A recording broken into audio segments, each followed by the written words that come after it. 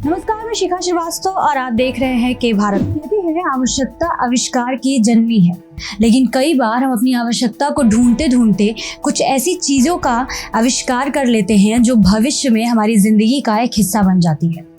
जो भी आविष्कार होते हैं उसके पीछे वैज्ञानिकों के शोध और मेहनत होती है। कोई भी आविष्कार आसानी से नहीं होते, लेकिन कई ऐसे आविष्कार हुए हैं जो अनजाने में हो गए हैं।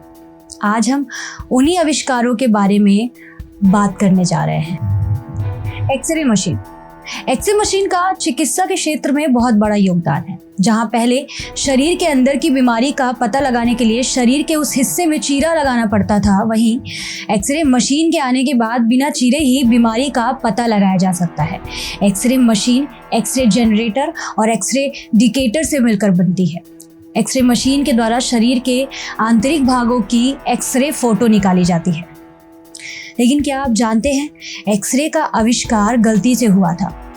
जी हाँ, तो आइए बताते हैं हम एक्सरे के आविष्कार के बारे में। अगर किसी दुर्घटना में शरीर के किसी हड्डी में तकलीफ हो तो एक्सरे फोटो के जरिए आसानी से पता लगाया जा सकता है कि उस अंग की हड्डी टूटी है या नहीं। एक्सरे मशीन के आविष्कार के बाद इलाज काफ़ी सरल हो गया।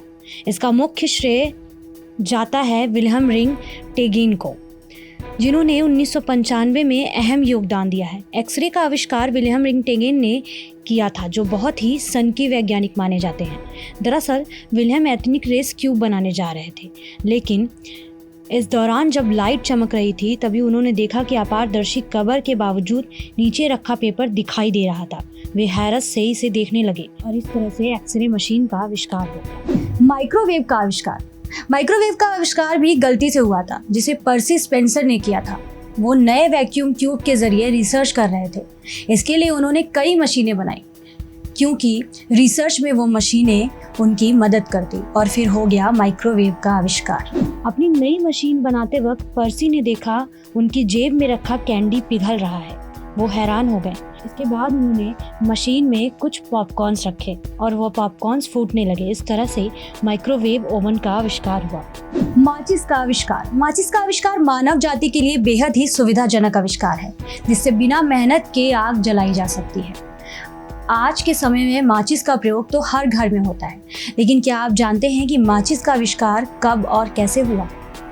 1827 में माचिस का आविष्कार जोहन वोकर ने किया था। जोहन अपनी लैब में एक प्रैक्टिस कर रहे थे तब उन्होंने अचानक ही इसका आविष्कार कर दिया। वो सल्फर और रसायन के मिक्सचर को एक लकड़ी के डंडी से मिक्स कर रहे थे। जब माचिस का आविष्कार हुआ तब इसका शेप अब के माचिसों जैसा नहीं था, और पहले के माचिस आज के माचिसों के मुताबिक काफ़ी कठिन भी था और खतरे वाला भी। वो माचिस किसी भी खुरदुरी चीज़ या लकड़ी पर रगड़ते ही आग पकड़ लेती थी।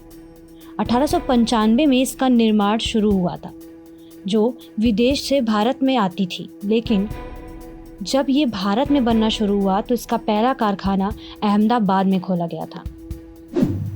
आज के दौर में पोटैटो चिप्स बनाने वाली कई कंपनियां मौजूद हैं, लेकिन क्या आप जानते हैं जिस चिप्स को आप बड़े ही चाव से खाते हैं उसका आविष्कार कैसे हुआ?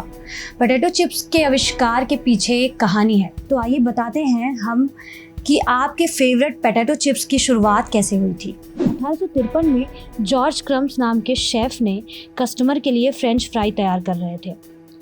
कस्टमर ने उनसे कहा कि फ्रेंच फ्राई थोड़ी पतली या कुरकुरी होनी चाहिए। जॉर्ज ने ऐसा ही किया। उन्होंने आलू के पतले स्लाइसेस काटने शुरू कर दिए और इसमें खूब सारा नमक डाल दिया। जहां कस्टमर को गुस्सा होना चाहिए था, वहीं उस कस्टमर को ये नई तरह की फ्रेंच फ्राई काफ़ी पसंद आई और फिर हो गया चिप्स का आविष्कार। ऐसी तमाम खबरों के लिए हमारे साथ बने रहिए और देखते रहिए के भारत न्यूज़।